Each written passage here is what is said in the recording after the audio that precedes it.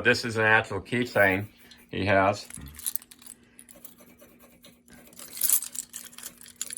That's it. Yep. So this is a Russian magazine. Yeah, LA is a Russian magazine, and this was back, gosh, I don't know, 10 years ago, and they did a story on it. So even the Russians have it. And then the Japanese are the big consumer of it. And I got another one here too. Now this tiny radiation detector could save millions. that was a Newsmax right there.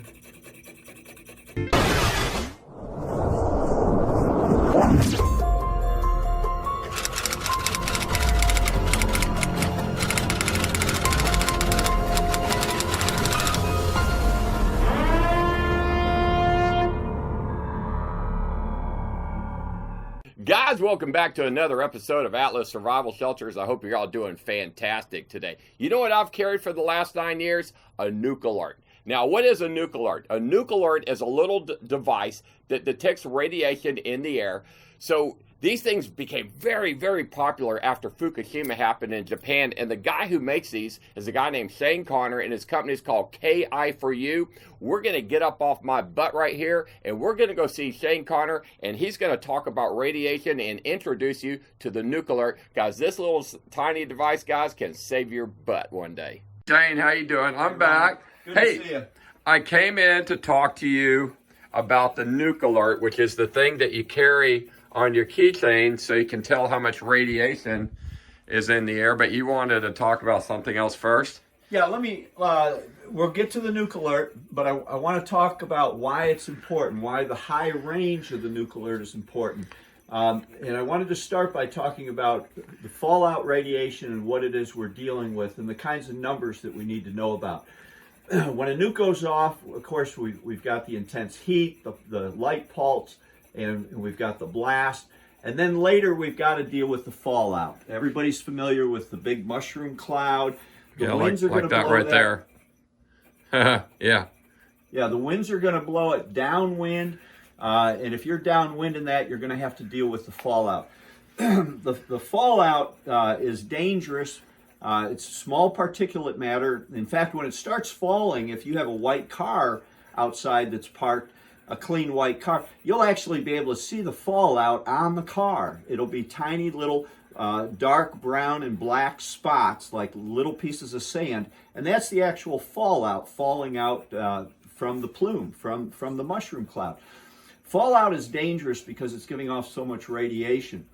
But it also means it gets weaker very quickly. Within 48 hours, it's already going to have lost over 99% of its lethal intensity.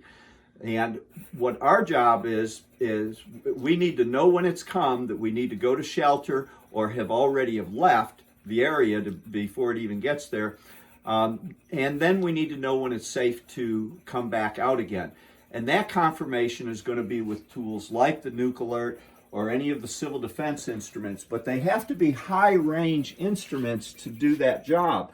And let me explain. For instance, if you go on Amazon, one great little Geiger counter that you can buy on Amazon, for instance, and there's a lot of them, is the Inspector Alert. Now, we don't even sell this product, but I'm sharing it with you because I want you to understand that this instrument reads, here it is, milliröntgen per hour. And what it's reading right now is background radiation. Now, if I put some radioactive sources near it, you'll see that number starts climbing up higher, but still we're in the milliröntgen range. And while this is great for checking for background radiation at the house, this instrument back here was for training people back in the civil defense era. This is the Geiger Muller tube right here, and it's picking up background radiation. And again, with the radioactive material closer to it, you can see how it's climbing here on the right. You can see how that climbed up with the radiation exposure. But still, these levels, while it's great that you're able to measure this, you can also measure the old Coleman mantle lanterns. They had thorium in them. You can measure ionization, smoke detectors. They have an americium source, your grandfather's radium watch. All these things, these low-range instruments, you can detect. However, the problem is when we have a nuclear disaster and we're dealing with fallout, this level of radiation is not immediately life-threatening. And this instrument, for instance, can only read up to 100 milliroentgen. That's not at any level that's going to hurt you. If there's any radiation higher than that, this instrument can't detect it. It can't read any higher than 100 milliroentgen. So if the dangerous levels of radiation are 1 Roentgen, 10 Roentgen, 100 Roentgen, something higher, these instruments won't tell you whether you're in a safe area or not. And let me tell you what the levels are of radiation that are a concern. Radiation, fatal dose of radiation from radioactive fallout is going to be in the neighborhood of about 600 Roentgen. If you got a 600 Roentgen dose in a short period of time, over a couple days, that is fatal. There's no amount of medical anything that's going to save you from that. It doesn't mean you die instantly, but over the next week to 10 days, you're a dead man walking, if you can even walk anymore. Now, anything less than that, medical intervention might save you. The level that you can handle, that your body can handle, is a maximum of about 100 Roentgen. In other words, you do not want to exceed a total accumulated dose of about 100 Roentgen.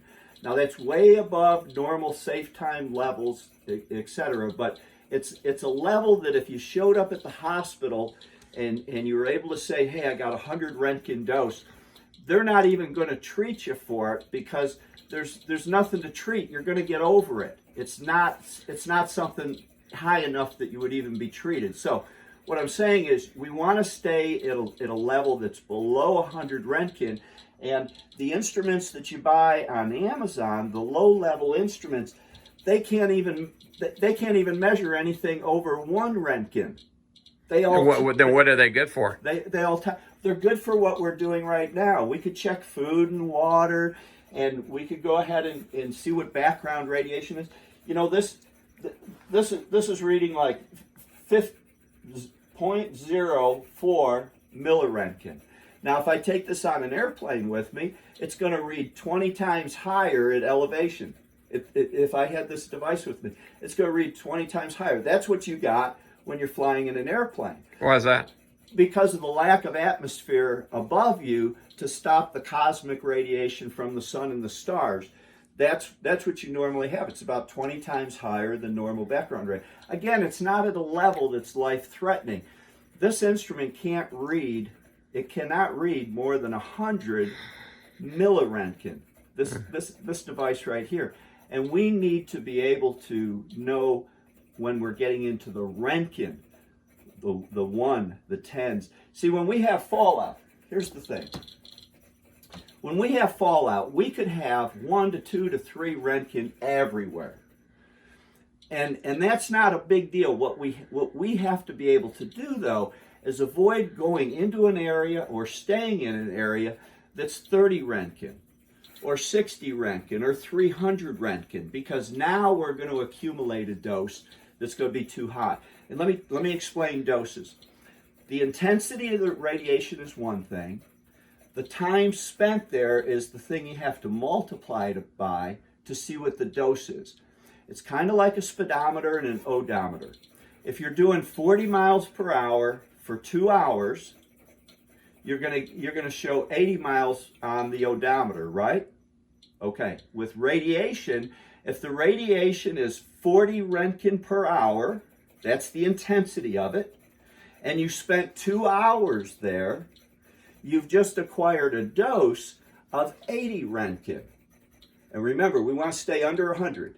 Okay, 100 is kind of let's try not to go past that, because then we're going to need medical intervention to be a survivor. So we want to stay under 100. So we need to know what the intensity is.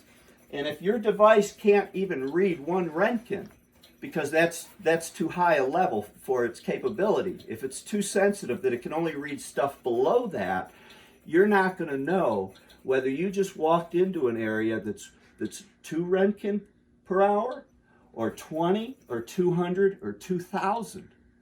And see, you could go into an area, I told you before, the fatal dose is 600 Roentgen dose. Okay, you could walk into an area that's 600 Roentgen per hour intensity, but if you only spent 6 minutes there, what would your dose be? If you only spent 100 Roentgen. No. 6. If you spent 10, it'd be 1/6. That's It'd 100 Roentgen. Yeah, I was correct. right. You did the math right. Yeah. All right. It'd be 100 Roentgen. Yeah. So the dose that we want to make sure that we don't exceed, that we don't accumulate too much of, it's a combination of the intensity of the radiation and the time spent there. And our challenge is when the fallout comes, the fallout loses its intensity very quickly, as I mentioned earlier. Great book. We sell it. You can read it for free on our website too. Where we describe the book, where we sell it, we give you a link to read it for free. In this book, and by the way, Nuclear War Survival Skills, written by Oak Ridge National Laboratory. Okay, they show the chart in here. For instance, if the radiation an hour after the explosion was 1,000 Roentgen per hour, okay, 7 hours later, it's only 100 Roentgen. See, it's giving off all that energy. That's why it's dangerous. But it also means it gets weaker quickly. And another 7-fold increase in time. Looking at 43 hours, it's dropped down. 48 hours later, now it's only 10 Roentgen per hour.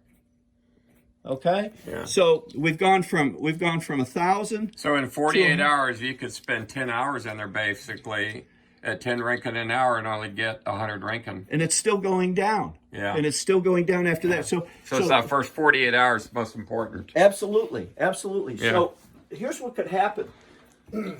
If you can, and the thing is, if you can hunker down, even if it, and we teach all of this. Ron's got the bunkers. We teach you also, if you don't have the bunker, how you can do something at home to make a huge difference. And we don't have time in this video to get into it, but it's all free on our website. Start at our website with the good news about nuclear destruction. Very, very quick, simple document. The good news about nuclear destruction. Start with that first, and that will go ahead and give you a link into the next document that will get into more of the details on how to do this at your house. And again, we have the version that you're going to see on the website. The foreword to it was recently written by the last closest to ground zero Hiroshima survivor, who's read this, studied this. I've met him. We've talked about it.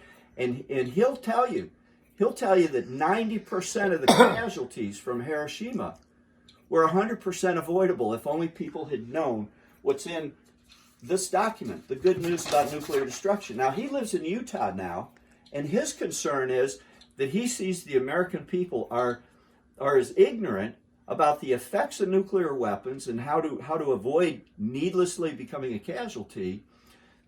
They're as ignorant as people in Hiroshima were originally. And so his concern is that we wake up and understand how we could go ahead and make them make these weapons less lethal. Again, getting back to the fallout. 7 hours after the fallout, it's already lost 90% of its lethal intensity. And another 7-fold increase in time, 7 times 7, roughly 48, 49 hours, 2 days. It's lost 99% of its lethal intensity. If you can hunker down for those 2 days, you're a survivor. And that's where a lot of people are going to get hurt, because they're going to jump in their car, they're going to get stuck in a massive traffic jam. It's going to be like leaving Houston, during the hurricane. Everybody got parked for 2 days. You're going to get stuck outside when the fallout comes. You're going to get a full dose of the worst dose at the early part of it, and you should have just plain stayed home. There's a lot of stuff you can do at the house if you don't have a shelter. We teach you how to do that. Now, one of the tools for, hey, when is it time to go to shelter? Are we in a safe place? Is our shelter working? Is going to be any of the civil defense instruments, because now this is a low range Geiger counter. So other than that, all of the high range instruments, they all measure from 0 to 500 Roentgen. They're measuring the higher levels of radiation that are more dangerous to you. Those are the ones you need to know about. Most of the instruments that you buy are low-level instruments, and they're not going to measure anything above 100 milliroentgen, much less Roentgen. And again... And these ones are from like the 60s, 70s, 80s when? Absolutely. And they're still in use by a number of states, and we are the only private radiation calibration lab in the country that specializes in recalibrating, recertifying all of these instruments. You can send us yours, you can buy ours, either way. Let's get to the NUK-Alert. The NUK-Alert, what we wanted was a modern version of the larger instrument right here. And on the back of it, we have the calibration chart. And let's go right to the chart on the wall there, because it's going to be easier for everybody to see it. Now, I want to explain that. It chirps at 10 different levels. At the first alarming threshold, where it chirps one time every 20 seconds, that represents 100 milliroentgens. The time you could stay there before you had accumulated a dose of 100 Roentgen, which we don't want to exceed, would be 41 days. At each level of the alarm, when we go from the first to the second, what we're doing is we're doubling the radiation, and we're cutting in half the safe time to stay there. And that's what happens at every single level. So from the beginning, we've got 41 days that we could stay there if we had to 20 days, 10 days, 5 days, 2, 1, 15 hours, 7, 8, 7.8, 3.9. And then at the 10 chirp level, you've got less than 2 hours to get these someplace where it chirps less before you would acquire a 100 Roentgen exposure, which we ideally do not want to exceed. The nuclear saying in the nuclear industry is ALARA, which is as low as reasonably achievable. And ideally, we don't want to be anywhere near 100 Roentgen. But if there's radiation everywhere, our job then is to just try to minimize our exposure. So letting 100R be the top end that we don't want to exceed. With this instrument here, you're going to get plenty of warning as the radiation starts to go up that you need to get these someplace where it's going to be alarming less, where there's less radiation. And that's what the NUK-Alert does. And the other thing about it too is it comes to you turned on. It's on your keychain, and your keys are normally with you or nearby. And it will it's always on. It is always checking the local environment for what the radiation is. And you can listen to it very, very closely, and you can hear it ticking. I don't know, where's your microphone on that? You might even be able to hear it. I don't hear it ticking, yeah. Okay. But if you listen closely, you can hear it ticking. Every time it's ticking, it's checking the local environment. So that's your assurance that it's working. Now, if you want to personally test it, and you don't have a radiation lab to do it, take it with you the next time you go to the dentist. I do this all the time. Anytime they're doing a molar bite wing x-ray, I'll have my keychain in my NUK-Alert in my other hand. So if they're doing the molar bite wing here, I have a female dentist, and when she steps back around the corner and she's going to hit the button, I just simply raise my hand. I got my NUK-Alert keychain in the other hand, and she does her does the shot, and the NUK-Alert goes off. Oh, and wow. It goes off to mid-range. It's like 5 or 6 chirps range. So it's hitting right up here in the middle, but then it starts dropping right down because it was just an instantaneous hit. It's not a constant, radiation exposure. But that's a way that you could test it yourself, and it's not a crazy, wild alarm. It's a bird chirp type sound, so it's not going to scare the kids and have everybody running in there going, oh my gosh, what is it, what is it? I've had one on my keychain for 7-8 years, so I've heard it make its chirp. So this is what it looks like on your keychain right there. I mean, makes it easier to find your keys. But how long does the battery last in them? When we 18.2 years is what the battery was rated for when we installed them. Now that's as long as the unit isn't exposed. It's a lithium battery. It's a very big lithium battery. In fact, here's how big it is right here. Oh, these are the batteries? Yeah. Oh, right there? That's the lithium battery. That's right like the there. size of a quarter, so Yeah. thicker. Quarter, Yeah. so as quarter long inch thick. as long as it's not exposed to high heat frequently, and as long as it doesn't have to be alarming all the time, you're going to have a lot of use. We've got units out there that have been out there for 14 years now, and they're still working. And if it does quit, send it back to us, because it is a sealed unit. It's not something you can replace the battery on. But you send it back to us, and we'll go ahead and replace the battery. And how much do they cost? These are $160 each. If you buy 2 or more at the same time, they're $145 each. That does include shipping. And if you're ordering from outside of Texas, there's no sales tax either. So the delivered price is either $160 or $145 buying 2 or more at the same time.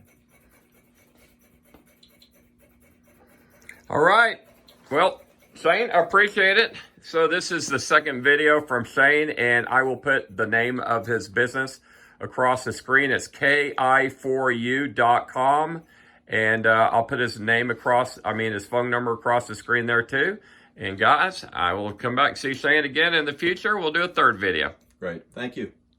All right, guys, so I hope you enjoyed that interview with Shane Connor. If you're interested in reaching out to him and getting one of these NUK-Alerts, just go to this little ki4u.com. I'll put it right below the screen right here. Give Shane a call, mention Atlas, and see if he'll give you a discount on the old NUK-Alert. But guys, as always, I hope you enjoy my channel. If you're not a subscriber to my channel, and I hope you are, make sure you like and subscribe. Share this video so others can see it. Hit that little indicator bell, lets you know when more of my videos come out. But guys, as always, I love you. I'll see you on the next video.